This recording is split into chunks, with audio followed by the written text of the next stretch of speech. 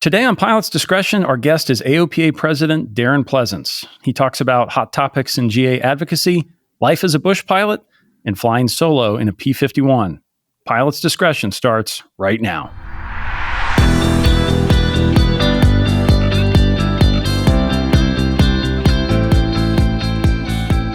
Hi everyone, I'm John Zimmerman, and thanks for listening to Pilot's Discretion from Sporties. Visit sporties.com/podcast for today's show links and access to our archives where you can listen to all 100 plus episodes of the show. Also, a reminder about our new Airfax podcast. You can learn more at airfaxjournal.com/podcast or listen in your favorite podcast app. Today, I'm delighted to have Darren Pleasance on the show. He is the 6th president of the Aircraft Owners and Pilots Association, a job he stepped into about 6 months ago after a very successful career in the technology world, which included time at Cisco, Google, and McKinsey. Throughout his many business ventures, Darren has been a very active pilot, flying everything from aerobatic airplanes to warbirds. He is a flight instructor with more than 8,000 hours and has worked as both a corporate jet pilot in California and a bush pilot in Alaska. He is also the author of True North, a handbook for inspired living. Darren, welcome to Pilot's Discretion. Great, John. Thanks for having me. So AOPA at its core is focused on the future of general aviation. I think your organization does a great job of really thinking about where we're going. And I'd like you to start out by describing for us your most optimistic scenario for GA. If I look 10 years down the future, maybe it's Mosaic, maybe it's medical reform, ATC modernization, something else. What does success look like for you? AOPA is highly aligned with the success of general aviation overall. So to some extent, we should have a lot of the same objectives. We've been lucky as an industry to have more people becoming pilots in the last decade or so than we'd had in the prior decade. So it's not a shrinking pie, it's actually a growing pie. So I would like to make sure that AOPA continues to play a role in helping that pie to grow, helping to get more people into aviation. And then obviously as the lead now of AOPA itself, I'd like as many of those people participating in aviation to be members of AOPA, because I do think we play an active and critical role in helping to make that aviation ecosystem to be as vibrant as it is. And I guess I would also say that our ability as AOPA to do the advocacy work that we do, that I think is the best in the industry and so critical to the future, our ability to do that depends on a large portion of people who are pilots to also be part of the AOPA family. So I would hope in my role here, I help convince as many pilots out there as possible to become part of this AOPA family. You've made a point of saying that aviation is a very broad industry. And when many people hear the words aviation career, they think airline pilot, but that doesn't have to be that way. GA is a broad and interesting world. You've had some of those jobs. So how do we tell that story better and keep growing that pie beyond just people who are chasing a career at the airlines? Yeah, I think it mostly starts with folks who are younger in their aviation journey, or maybe haven't even started their aviation journey. And for most of us, and I was the same when I was a teenager, our only exposure to aviation is that airline pilot, right? Most of us have traveled on an airliner as a young child at some point, and we see that profession. And for many of us, it's an exciting profession. And so that's the first sort of idea of what an aviation journey might look like. And then, and that's what I thought my aviation journey would be, until I discovered along the way that wasn't likely to happen. And in a sense, it became one of the best things that could have happened, because it forced me to find these other opportunities in there. And so I'd like to see AOPA, for example, playing a bigger role in helping to do what you just described, show people that there's more than airlines, nothing against airlines, but there's cargo, there's medevac, there's aerial firefighting, there's flight instruction, there's banner towing, there's glider towing, and so on. It just goes on and on and on. And for anybody who wants aviation to be a big part of their life, there's so many opportunities out there. And I think it's incumbent on us at AOPA, and there's others, of course, in the industry who help with this, to tell those stories and make it easier for people to see the different paths that sit in front of them. Let's dive into some specific industry issues, because you mentioned the advocacy piece. That is something AOPA does uniquely well, has for many, many years. And there's a lot in the inbox, as you might say these days. And so I just wanted to ask you overview of some quick topics here. And let's start with ATC modernization, because this has been in the headlines a lot recently. A lot of general media talking about the travails of Newark, and that has led to some pretty bold promises for remaking the ATC system. So if you put on your old consultant hat here, Is there a McKinsey way to approach this problem, or is this more of a technical issue that's going to take a lot of different fixes from a lot of different players? Yeah, of course, the answer will be yes. It's both of those. There is a McKinsey way, which would be being thoughtful about what matters most of all the things we could go do. What are the things we must go do, and which things should we do first versus second? So there's a sequencing question. And then not all things would have the same amount of impact on improving the overall, call it, performance of the system, whether that's safety or efficiency or any other metric we might look at. So the McKinsey part of it would be around taking a structured and thoughtful approach to how do we solve this problem in the way we get the most impact for the investments we make. But then, of course, a lot of that investment will go into technology. So there's questions around which technologies, again, what sequencing, where do you deploy those technologies? And I think, the FAA's got a decent first crack at that. So they know we need new radar systems. They know we need to consolidate facilities. They know we need to hire more air traffic controllers. We need to add more fiber rather than copper lines between facilities. And so that's, I'll call it the beginnings of a plan. But of course, you have to get down to a much more specific plan. So which facilities, if you could only deploy, 20% of the money, let's say we only get 20% of the money we need to start with, where do you deploy that? And it's probably in the facilities and in the geographies where the risk is highest, the concentration of traffic is highest and the risk of bad things happening, whether bad things are safety related or delays related. You'd probably start there, most likely, and then you'd slowly work your way out. And so you wouldn't do the entire ecosystem, the whole ATC system all at once. You'd do it in some kind of sequenced way. And I think that's likely at least what they're working on now is coming up with that coherent plan so that Congress ultimately has the confidence that as the money gets created and deployed, it's going to get deployed in a way that actually yields good outcomes for the industry. It doesn't just get blown over 3 to 5 years. That's the concern people have. And how about the topic of user fees here? That seems to rear its head every 5 or so years. Inevitably, when we talk about ATC, I know that question comes up. What's your gut feel on where that subject stands today? Yeah, and user fees take many forms. So I think for right now, if user fees are a euphemism for like privatization, let's say, or vice versa, that topic seems to largely be at bay. We've had over 30 aviation organizations now have signed on to agree that, look, let's put all of our energy against. We all agree we need to modernize. We're operating on legacy technology. We're nowhere near as efficient and effective as we need to be. So let's put all of our energy against fixing that rather than debating whether the way to do that is through privatization or leaving the market the way it is. There's plenty of examples around the world where privatization has not worked. You can look as nearby as Canada, and you can look as far away as New Zealand and places in between. And consistently, we see the same issues. Like you go to Canada, they have the same controller shortages that we have here. So it's not as though privatization was some kind of magic elixir that solved that problem. And at the same time, you have all sorts of other challenges with user fees, as you define, where increasingly it's a pay-to-play system, and you've got an environment where the airlines are the deepest pockets in that system. So the risk to general aviation, of course, is that it increasingly gets put to the back as the deeper pockets, in this case the airlines, start to advocate for more control ultimately over the way that airspace system is used. So, we're absolutely in resistance to that because we've not seen it work any better anywhere else in the world for those countries that have done that. And the reality is we have the best aviation ecosystem in the world. We're the most vibrant. We have the most airplanes, the most pilots, the most complexity, and the highest safety record in the world. So despite the fact that we've got a incredibly legacy environment from an ATC perspective, we still do incredibly well, mostly through chicken wire and Band-Aids, and we need to fix it. But we still do pretty darn well, and we don't want to lose that. And in our view, and many others' view, privatization would become a distraction to that and would ultimately result in us losing what we built essentially over a decade now since Orville and Wilbur took their first flight back in Kitty Hawk. A great reminder, as much trouble as we give the ATC system, it's incredibly successful at high level measures, that we do have the system that's the envy of the world in terms of safety and efficiency. So another topic that pilots have been tracking closely is Mosaic, the proposed modernization of aircraft certification rules. It's been a long time coming. It feels like we're close to the finish line on that. But moving beyond the language and the rulemaking process there, what do you expect to be some tangible changes we'll see when that becomes a reality?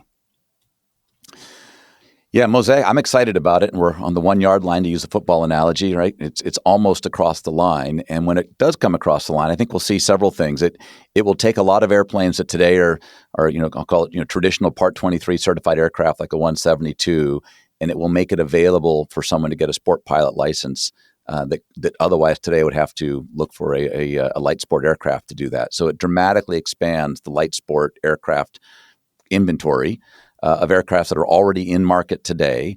And as we know, light sport license, sport pilot license has a lower bar to get there. So the overall cost of getting that license goes down dramatically. So we're hopeful and frankly expecting that we will draw a lot of new people into aviation that wouldn't otherwise be willing to step up to the full commitment of getting a private pilot's license. But our expectation as well is that some portion of those who get a light sport license or sport pilot license will continue on that journey. They'll get the bug like all of us have and continue on to become private pilots, and some will go further than that.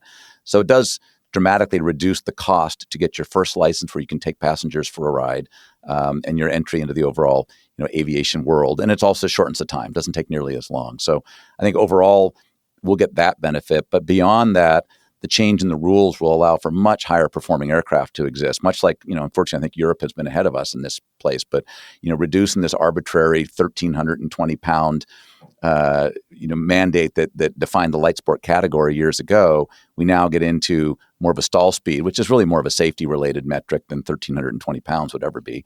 And that allows us to then go into constant speed propellers, retractable gear, 250 knot max speed, things like that give you really amazing airplanes that have incredible power and performance while still preserving the safety objectives that the light sport category originally had. So yeah, to me, it's nothing but win-win-win all the way around. And so if we get this across the line this summer, which is my hope, we should see some really positive outcomes for the industry.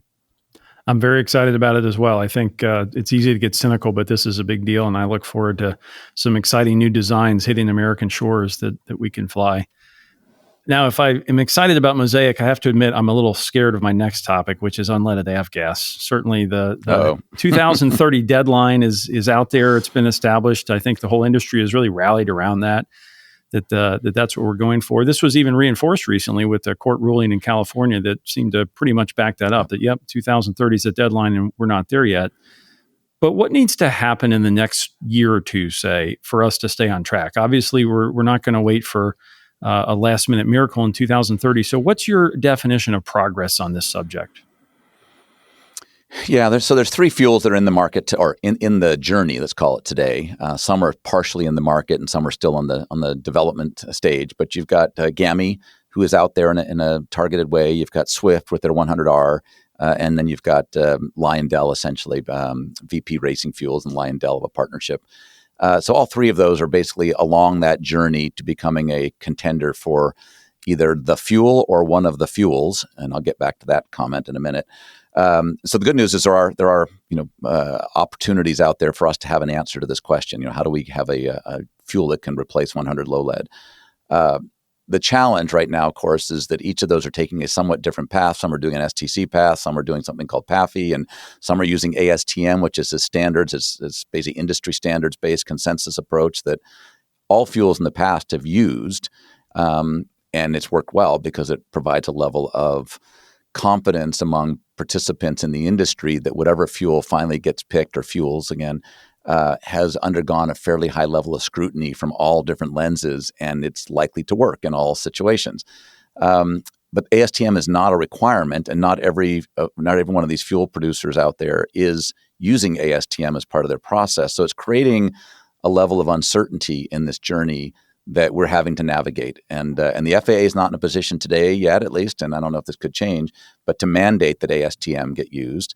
And so we're in this world where there's been some general guidelines on how to get there.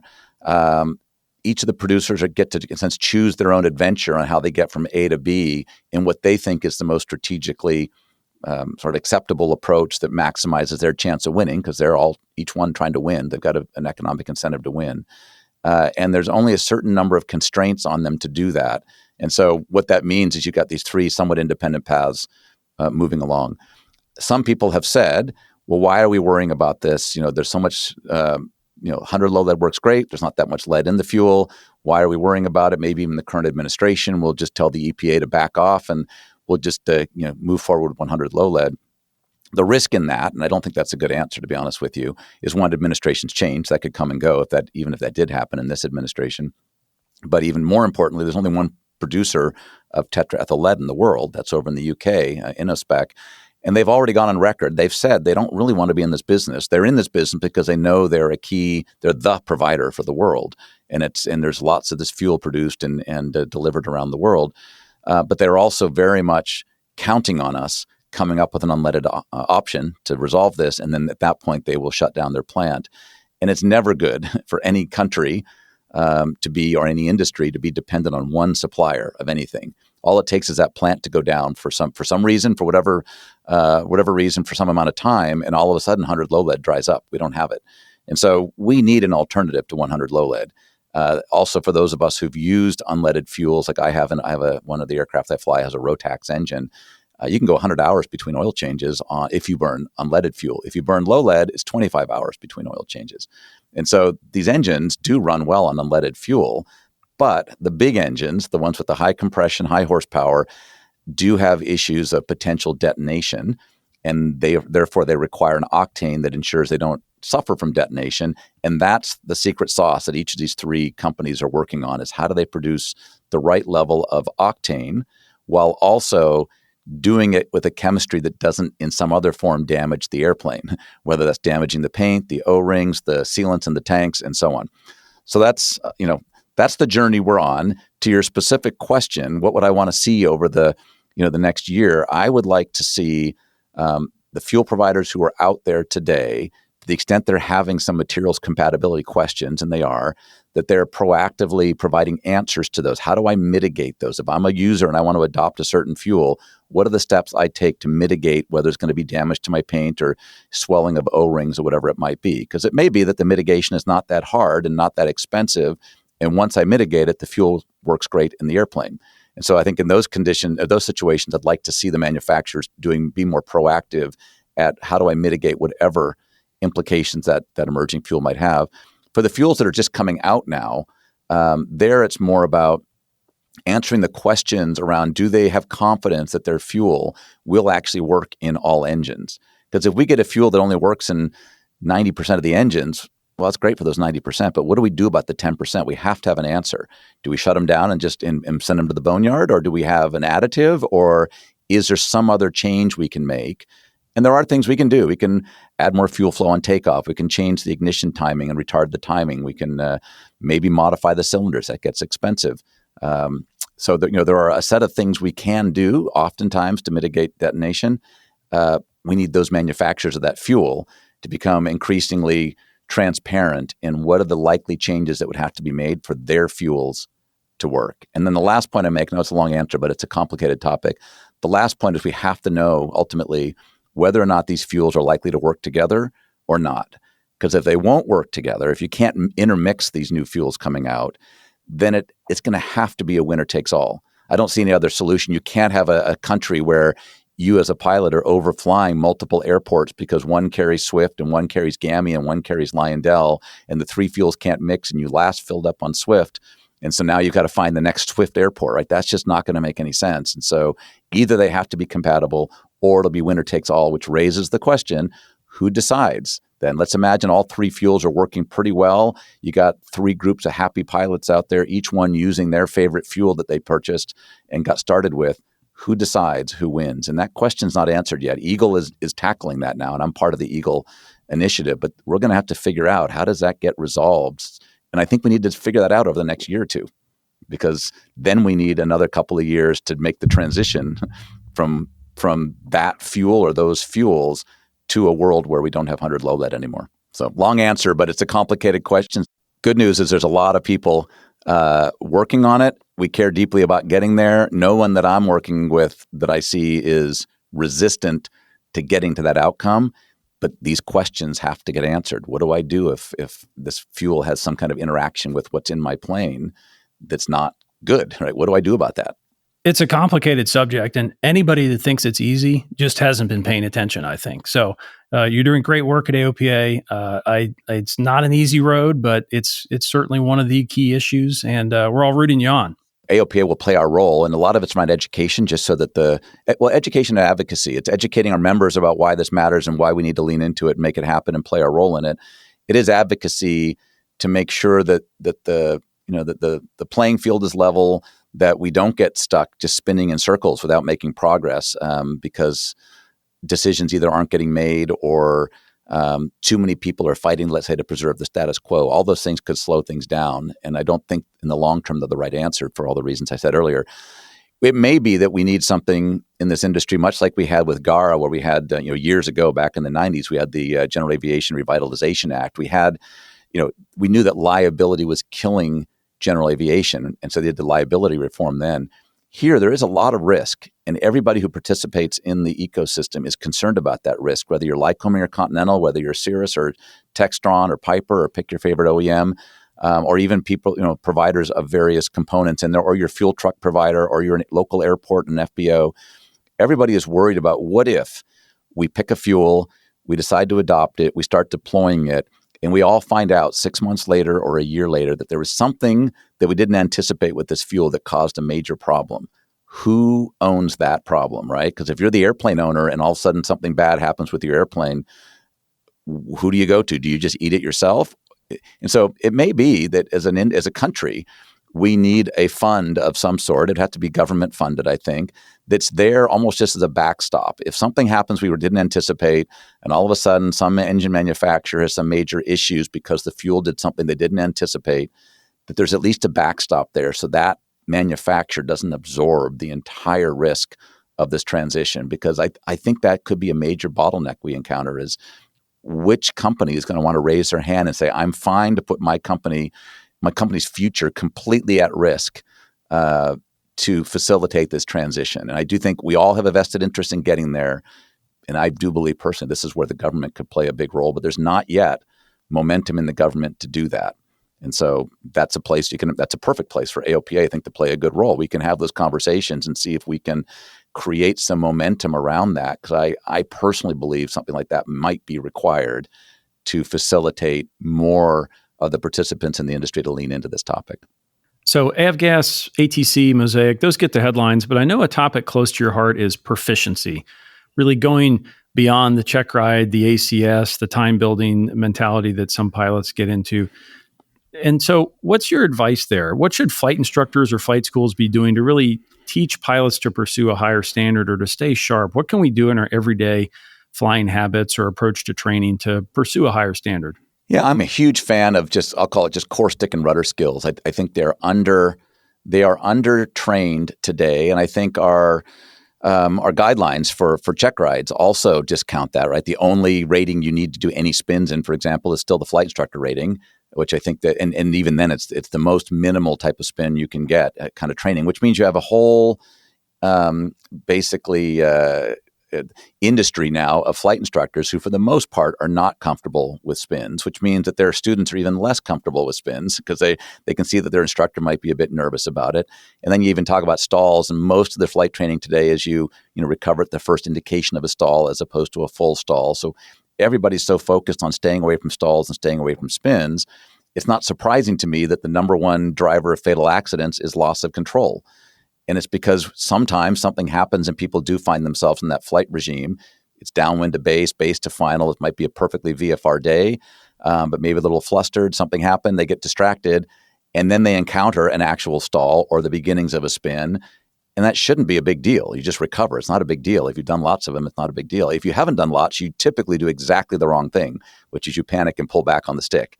And all that does is make everything happen faster. You start pointing at the ground faster and going around faster. So I'm a big believer in just comfort and proficiency at just basic stick and rudder skills. Because then if you go fly a Taylorcraft, you go fly a P-51, or you go fly a Cessna Citation, that skill carries through to all of those airplanes and makes you a better pilot. So to me, proficiency starts with that, what I call foundational stick and rudder.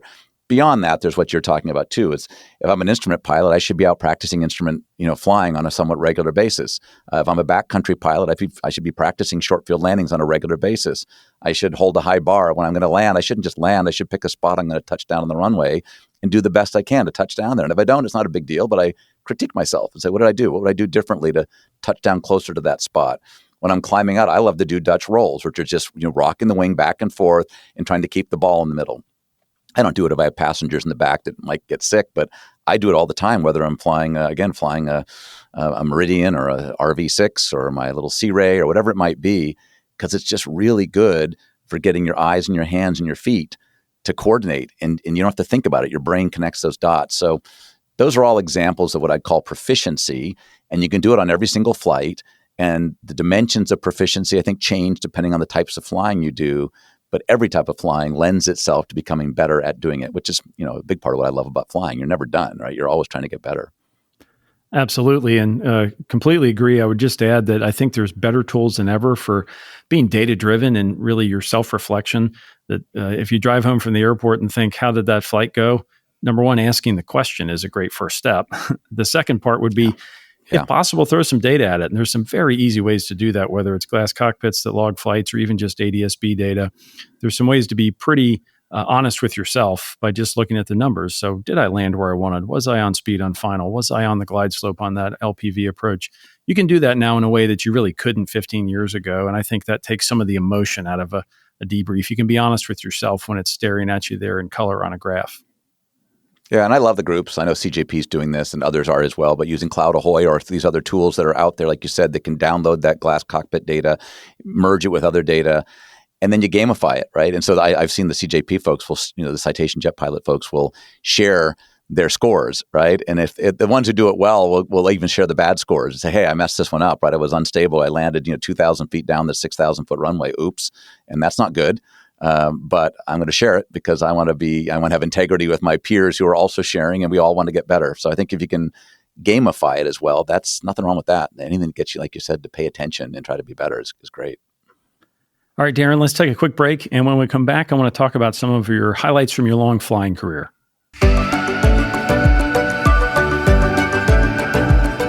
Hey pilots, let's be honest. Once you pass your check ride, flying isn't just about checklists and maneuvers.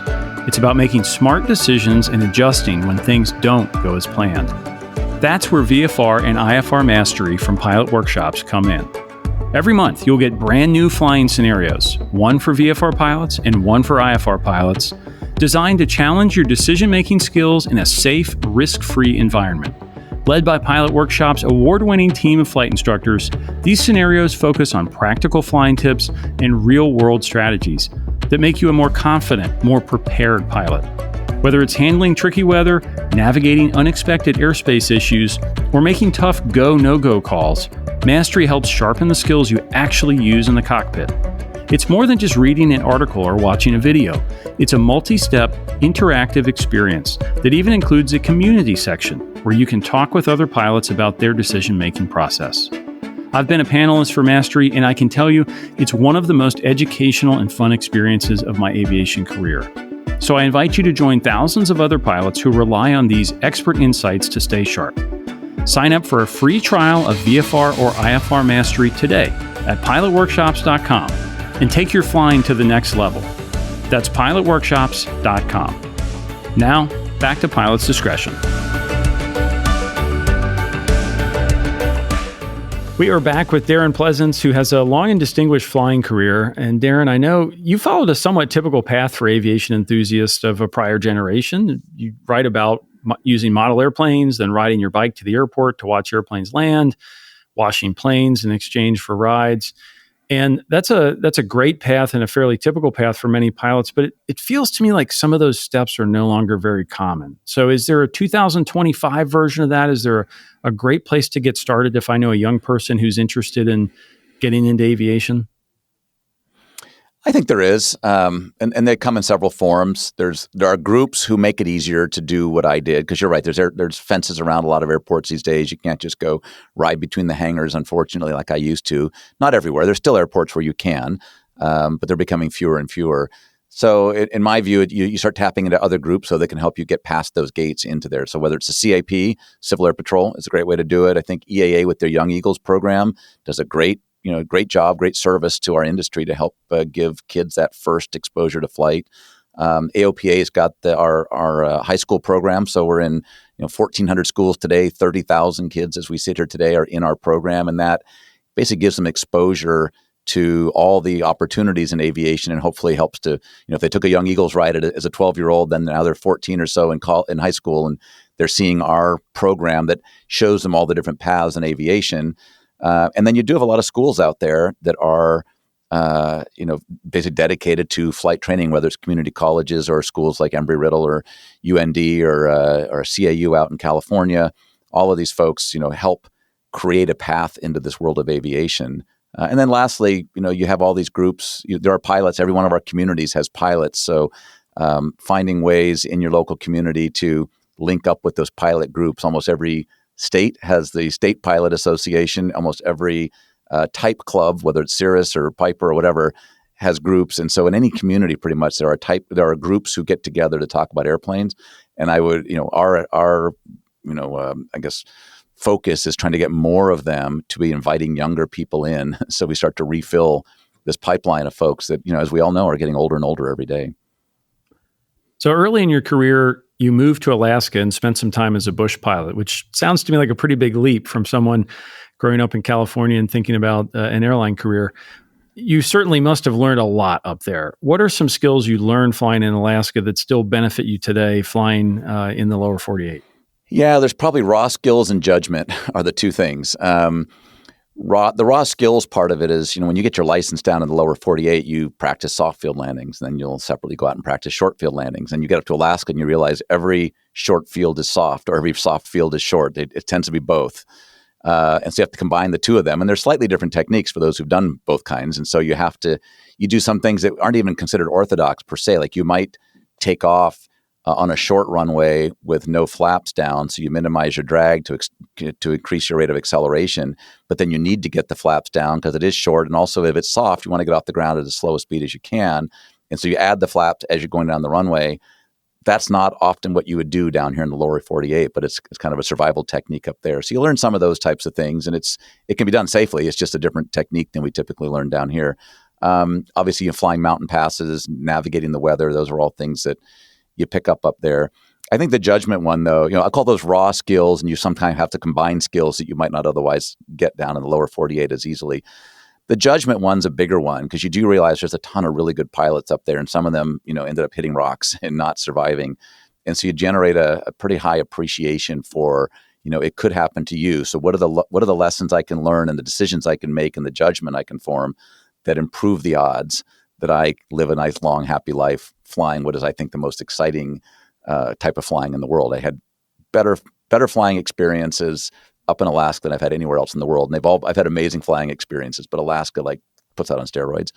And so judgment is really all around, being a little bit more cautious around, hey, even if I could, should I? Should I go do this? Even if I think I could do it? I was lucky. I worked for a company that really never pushed us to violate the regulations, fly over gross, whereas a lot of places that's not always the case. And I guess lastly, I did make mistakes up there. I landed on a 700-foot runway that I should not have landed on in a Seneca. It's not a good-sized runway to land on. And I managed to get out of there after flying through a bush at the end on the way out. And I took all the paint off the propeller, and I had sticks in the landing gear I had to clean out. And that's where I made a commitment to myself at that moment. I'm like, and I knew it was a dumb decision when I landed there, but the guy in the back seat of the airplane was just yelling at me about, I've been here many times before. People always drop me off at this airport. And after that, and I survived it. But I was like, all right, never again, right? There's no amount of pressure someone else can put on me to have to make a decision that I feel really uncomfortable with. And I hope that's made me better since then. And it, as most lessons, unfortunately, it came from having to do the wrong thing first. And then I managed to survive it, fortunately. And I think I do more of the right thing. But that judgment and having the confidence to say no when you just don't feel comfortable with it is probably the biggest learning. Yeah, there's a perception or a stereotype that bush pilots are swashbuckling, fearless people, but actually the best ones I know are some of the most humble pilots I know. They're very much realistic about what can and can't be done and what they're willing to do. So that's a great reminder. Yeah, and giving yourself outs. I like to have 3 outs. I have what I want to go do. I have one option, and then I have a third. So I have 3 things. So 2 outs. My intended destination, let's call it, or airport, or objective, whatever it might be. And then I've always give myself 2 outs, no matter what. And just that way, I never find myself with that bead of sweat coming down, going, "Uh-oh, now what?" It's just like, I know now what. If this didn't work, I go to that one. And then if, that one didn't work, now I know. And the chance of 3 things going wrong is relatively low, at least if you've been thoughtful about your outs. So let's go to the other end of the spectrum, because you also spent some time as a business jet pilot.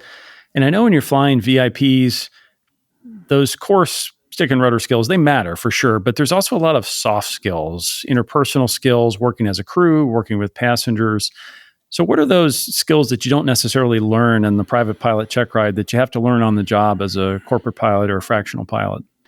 Yeah, you highlighted them, I think, quite well. It's a people industry, unless you're flying cargo and it's just boxes behind you. But even then, you're dealing with the ramp crew that you're having to coordinate with, sometimes in horrible weather and weird hours of the night. And so I think at the end of the game, the people side of this industry does matter a lot. And definitely that's true in the corporate world if you're flying corporate jets with typically more affluent people.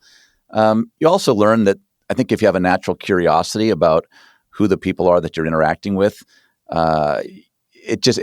it lends itself well to doing well in the industry, because more often than not, the people you fly with are they're quite accomplished.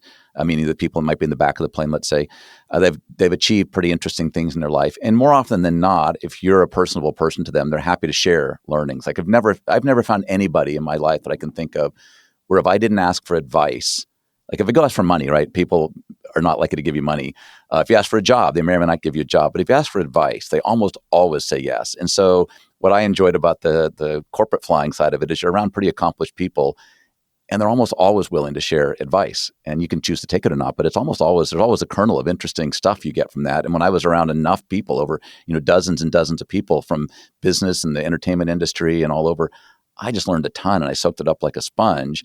And I was always impressed by how often, even the person who's like the most gruff, hard charging person was willing to take a few minutes generally to give you advice. And so I guess the people skills are maybe really around coming across in such a way that someone's willing to pause for a moment and share a perspective with you that might end up helping you over time. And for me, all of those perspectives in aggregate played a big role in how I'm sitting in this chair today.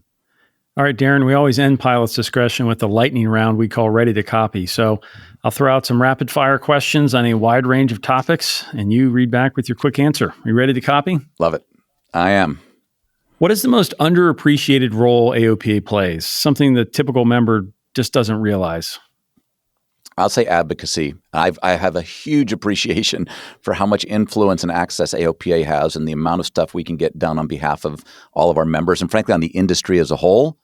And most people have no idea how much goes on behind the scenes. And what is the best thing a pilot can do to support AOPA? Let's assume I join. Obviously, I want to be a member.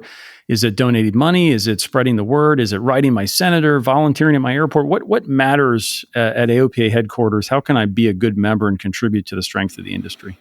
It starts with being a member. You said that. I think after that, then it's telling the story. It's why should everybody be a member? And it used to be that every flight instructor had their students always join because it was just part of being an important member of the community, and that's what we did. We don't see that as much anymore. I think that's partly on us. We got to tell the story better. But especially now inside the walls here, man, we do so much for aviation and so much for the members. And I want everybody to know that story so they can say it authentically to the people they interact with and show them why all of us being members matters. What is the biggest myth about the unleaded avgas process? That we can just assume it'll go away. What is your favorite aerobatic maneuver? Oh, I probably like the hammerhead the best. There's just something cool about going straight up until the airplane stops. And if you do it well, at least it's a nice, perfect pivot, basically a 180-degree pivot at the top. Then you're pointed straight back down at the ground. And it just feels cool. I like that. And what's your best tip for a brand new aerobatic pilot, somebody who's going up for their first lesson? Don't go for more than 20 minutes. Even and just test it. Because I used to, and I still do get myself airsick if I don't maintain my tolerance. And I love aerobatic flying. It is so much fun. But what you don't want to do is have a bad experience. And you can build tolerance to it. So I'd say go give yourself a 20-minute flight. Be prepared to even shut off earlier if you start feeling queasy. And just know that you'll go up and the next one might be 25 minutes and the next one might be 30 minutes. And so yeah, I'd say just, take it slow. And also, of course, get instruction. Don't just go try to figure it out after watching a YouTube video. That should be obvious, but is a great reminder. That does not go well. What's your favorite maneuver to practice if you're not flying aerobatics, but you're just out brushing up on those stick and rudder skills? Has a good ROI as a pilot? I think it's the Dutch rolls I mentioned earlier in our conversation today. It's just rocking the wings back and forth. You can go 20 degrees left, 20 right. You can go 45 left, 40 right, 60. You can go as aggressively as you want within sort of aerobatic limits. And it's really about, can you, without having to stare at the ball, can you do a nice job keeping the airplane pointed straight ahead? And the ball, if you do it well, should largely stay in the middle without you having to stare at the ball, because you feel it. You feel it in your butt. You feel it. You can see it through your eyes, and you know how much rudder and how much aileron to give it as you change from left to right.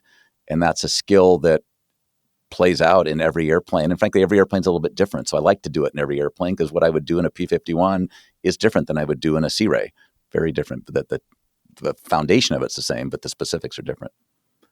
So you mentioned the P-51, an airplane you've had the privilege to fly solo. Describe that first solo takeoff in a P-51. What is going through your mind? Oh, yeah. And first of all, it's as memorable as our first solo, right? All of us remember the first true solo. And when the wheels leave the ground, you're like, I'm on my own, right? I remember that like it was yesterday, and how exciting that was. That was in a Cessna 150 for me many years ago. The Mustang's about the same, because it's first, you can't believe that you're getting a chance to do that. It was a dream of mine to have a chance to do that. When it finally happened, I remember taxiing out going, this is so cool. I'm in the airplane by myself, taxiing out for my first takeoff. It's an airplane of extremes, because it's just about 1,500 horsepower, 11-foot prop, 500-pound propeller, huge. Every force that you learn about getting your private pilot's license is the same. It's just on steroids. So when you think about P factor, you think about gyroscopic precession, you think about slipstream effect, you think about torque. All of those things are happening, but incredibly high levels of it. So if you just jam the throttle forward, the airplane exits the runway stage left. And so everything has to happen sort of in a steady, disciplined way. But other than that, then it's just a normal airplane. But the sound, most people have heard a Merlin engine. Inside the airplane is probably the loudest environment you've ever been in, because those 12 exhaust stacks, 6 on the left and right, are only about 2.5 feet in front of your ears, producing that 1,500 horsepower. So the noise is incredible.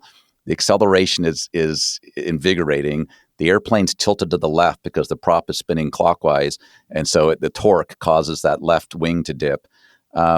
And then off you go. And then as soon as you're off the ground, you raise the gear. Of course, you hear that last gear door close, and it gets really smooth all of a sudden. And then with a 12-cylinder engine, it's incredibly smooth. It's not quite turbine smooth, but almost turbine smooth.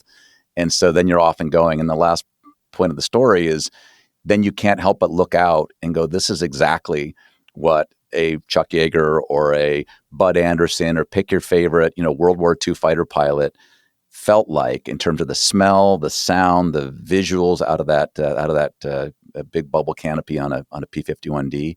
So all of that come, and you just can't help but go, wow, this is such a cool experience. Sounds fantastic. In your book, you write about living an inspired life, and part of that is achieving mastery. And I would argue that what most pilots are seeking at some level is mastery when we fly. How do I know if I've achieved that as a pilot? Yeah, that's a great question. I don't know that it's a really good question, because I'm not sure you ever fully achieve mastery, because to me, a part of the definition of mastery is that you're always in pursuit of it. And that's how you kind of know you're doing the right thing. I think if you go done, you kind of, put your hands together and say, I've achieved it. Within days, you no longer have that, because either something has changed around you or you've lost some skill. So to me, the pursuit of it is the pursuit. And I guess the one way you're doing the right thing, though, is where you start to get so comfortable with what you're doing, you're not really thinking about it. Your body just does it, right? And I feel like I've been lucky, in flying, I've been doing it for so long, I very much feel that. So the flying of the airplane doesn't require a lot of thinking. It's the other stuff. If you're navigating, talking on the radio, all those other things, you're adding more on. And when I teach a lot, I look for task saturation and how many kind of cycles does the person I'm flying with have to add more and more on. And I guess to me, the level of mastery is, there's an element at least of this where the actual flying of the plane is not taking a lot of mental cycles, because your body's kind of learned how to sense it through all the different senses we have. And you can do that well. And you can then apply all your brain power to all the other stuff that helps you do flying well and stay safe and do all the other things you want to do and be smooth and have a great landing and touch down on the left wheel when it's a left crosswind, all the things you want to do to really be good and touch down right where you said you wanted to touch down and get off at the exit you planned to get off at before you touch down. And all those things that are kind of added niceties, those become more the norm because the basics of flying the plane become so ingrained in just how you operate. You've worked at Google and Cisco, so share with us a tech industry habit or a mindset that would help aviation companies operate better. There's a bunch. Google, I thought, was one of the best I've ever worked at because they had a mindset around, around innovation and around not being afraid to try things, but also being afraid to declare that something wasn't working and then move on to the next thing. And so I think that's an important mindset. A lot of companies get trapped in, you just keep doing the same thing because you've invested so much already. We can't stop doing it. Maybe you launch some new things because you realize you need some new things, but you never shut down the old thing.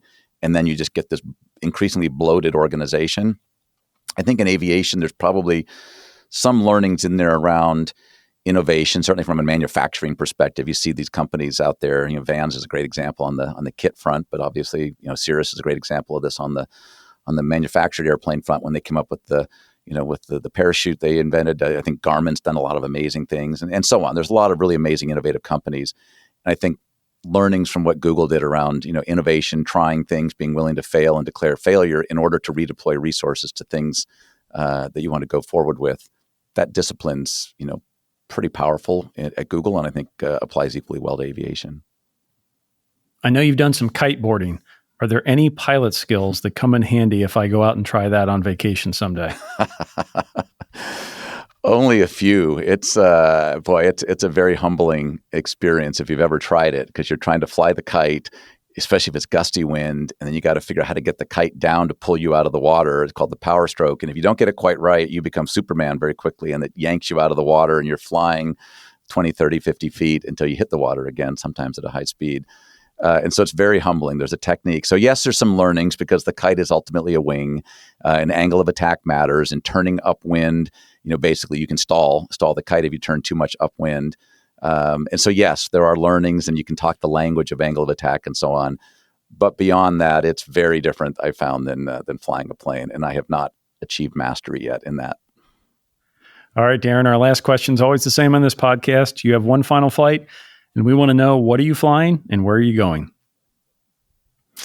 I am probably flying a P-51 to Alaska. Full circle on your aviation career. Sounds great. Darren, Thanks for being on the podcast. I appreciate it, John. Thanks for having me.